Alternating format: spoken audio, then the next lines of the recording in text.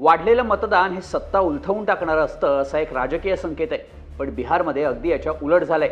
ऐतिहासिक मतदान झालेलं असताना सुद्धा बिहारच्या निकालांमध्ये दुपारी 3 पर्यंत एनडीएनं 200चा आकडा पार केला। त्यामुळे बिहारमध्ये एनडीएचं सरकार पुन्हा एकदा निश्चित मानलं जात आहे। तर काँग्रेस आणि तेजस्वी यादव यांच्या राजदचं पूर्ण पानिपत झाल्याचं दिसून येत आहे। एनडीएला आलेलं यश हे गेल्या वर्षी महाराष्ट्रात महायुतीला मिळालेल्या लँडस्लाइड विक्रीप्रमाणेच असल्याचं म्हटलं जाऊ लागलंय। पण फक्त बहुमतच नाही तर इतरही अनेक फॅक्टर्सवरून बिहार निवडणुकीत सुद्धा महाराष्ट्र पॅटर्न रिपीट झाल्याचं दिसून येत आहे। नेमकं कसं? जे महाराष्ट्रात झालं तेच बिहारमध्ये झालं असं म्हणण्याची कारणं कोणती पाहूया त्या व्हिडिओमधून। बिहारमध्ये महाराष्ट्र पॅटर्न रिपीट झाला असं म्हणण्याचं पहिलं कारण म्हणजे मतदानाचा वाढलेला टक्का। बिहार विधानसभेत यावेळी एकूण 66.91% मतदान झालं। 1951च्या पहिल्या निवडणुकीनंतर गेल्या 74 वर्षात बिहारमध्ये झालेलं हे सर्वाधिक मतदान होतं। मुख्य म्हणजे पुरुषांच्या तुलनेत महिला मतदारांचा वाटा मोठा होता। बिहारमध्ये पुरुष मतदारांनी 62.8% तर महिला मतदारांचं मतदान तब्बल 71.6% होतं। बिहारच्या इतिहासात आतापर्यंत महिलांनी केलेलं हे सर्वाधिक मतदान होतं।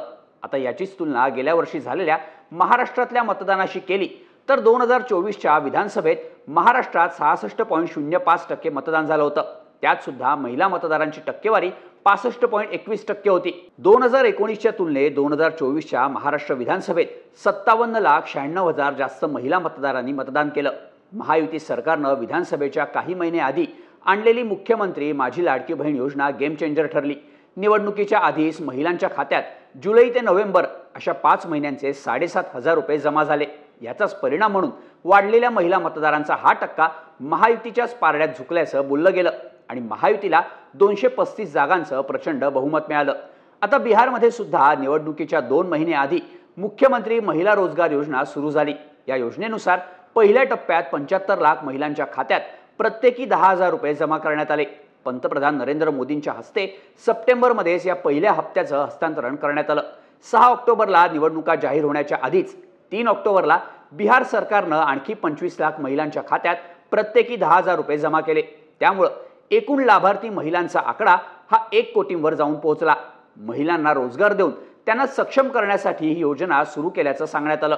तसंच स्वतःच्या पायांवर उभं राहण्यासाठी ज्या महिला एखादं काम करणार असतील तर अशा महिलांच्या कामांचं मूल्यांकन करून त्यांना 2 लाख रुपये दिले जातील असं स्वतः पंतप्रधान मोदींनी जाहीर केलं। तब्बल 1 कोटी महिलांच्या खात्यावर जमा झालेले 10,000 रुपये आणि 2 लाख रुपयांचं आश्वासन यामुळे महाराष्ट्राप्रमाणेच बिहारच्या महिला मतदारांनी मोठ्या प्रमाणावर मतदान केलं, ज्याचा फायदा अर्थातच एनडीएला झाल्याचं दिसून येत आहे। बिहारमध्ये महाराष्ट्र पॅटर्नची पुनरावृत्ती होण्याचं दुसरं कारण म्हणता येतं ते म्हणजे विरोधकांची एकी नसणं। महाराष्ट्र विधानसभेच्या 5 महिने आधी झालेल्या लोकसभा निवडणुकीत महाराष्ट्रात महाविकास आघाडीला मोठा विजय मिळाला होता। हेच चित्र विधानसभेत सुद्धा दिसेल असं वातावरण होतं। पण त्या 5 महिन्यात पुलाखालून बरंच पाणी वाहून गेलं। मोदी आणि भाजपला रोखण्यासाठी एकत्र येऊन लोकसभा ताकदीनं लढवणाऱ्या मवियातल्या प्रमुख 3 पक्षांमध्ये विधानसभेच्या आधी फाटाफूट झाल्याचं पाहायला मिळालं। काँग्रेस आणि ठाकरेंच्या शिवसेनेत आधी मुख्यमंत्री पदावरून चुरस रंगली। शेवटी पवारांच्या राष्ट्रवादीनं सुद्धा यात उडी घेतली। मग जागा वाटपावरून झालेली खडाजंगी यामुळं मवियातल्या नेत्यांमध्ये एकी नसल्याचं दिसायला लागलं। हेच बिहारबद्दल बोलायचं तर बिहारमध्ये सुद्धा जागा वाटपावरून महागठबंधनमध्ये संघर्ष पाहायला मिळाला। एकूण 12 जागांवर महागठबंधनच्या राजद, काँग्रेस आणि भाकप यांच्यात मैत्रीपूर्ण लढती झाल्या। यात काँग्रेस विरुद्ध राजद अशा 5 लढती झाल्या।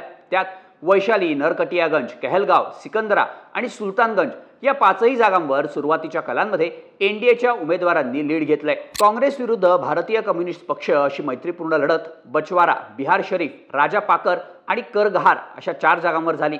या 4ही जागांवर सुरुवातीच्या कालांमध्ये एनडीएचे उमेदवार आघाडीवर होते। गौराबौराम आणि चैनपूर या 2 जागांवर काँग्रेस विरुद्ध महागठबंधनमधला सहयोगी पक्ष व्हीआयपी यांच्यात लढत झाली। या दोन्ही जागांवर सुरुवातीच्या कालांमध्ये एनडीएचे उमेदवार आघाडीवर होते।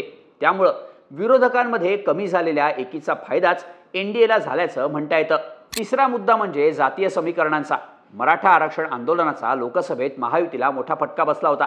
त्यामुळे विधानसभेआधी मराठा समाज आपल्या पाठीशी उभा राहणार नाही हे गृहीत धरूनच महायुतीनं स्ट्रॅटेजी आखली होती। निर्णायक ठरलेल्या ओबीसी समाजातील सगळ्या छोट्या मोठ्या जात समूहांना एकत्र करण्याचं काम महायुतीनं केलं। बिहारच्या राजकारणात कास्ट पॉलिटिक्सला मोठं महत्त्व आहे। त्याचा विचार करूनच बिहारमध्ये सुद्धा एनडीएकडून तिकीट वाटप करण्यात आलं। जातीय जनगणनेचा आधार घेऊन जातीय समीकरणांचा योग्य बॅलन्स एनडीएनं साधला। भाजपनं 101 पैकी 49 जागांवर उच्चवर्णीय उमेदवार दिले असले तरी 25 जागांवर मागासवर्गीय आणि 15 जागांवर अतिमागासवर्गीय समाजातल्या उमेदवारांना तिकीट देण्यात आलं। म्हणजेच आपल्या पारंपरिक व्होट बँकेला प्राधान्य देतानाच पिछडा वर्ग गणला जाणाऱ्या समाजाकडे सुद्धा भाजपनं जास्त लक्ष दिल्याचं पाहायला मिळतं। तर नितीश कुमारांनी सुद्धा ओबीसी समाजातून 37 तर ईबीसी समाजातून 22 उमेदवारांना तिकीटं दिली।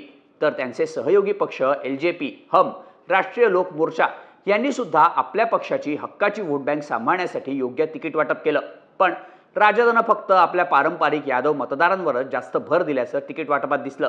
बिहारमध्ये 14% लोकसंख्या असलेल्या यादव समाजाच्या उमेदवारांना राजदनं 36% जागा दिल्या।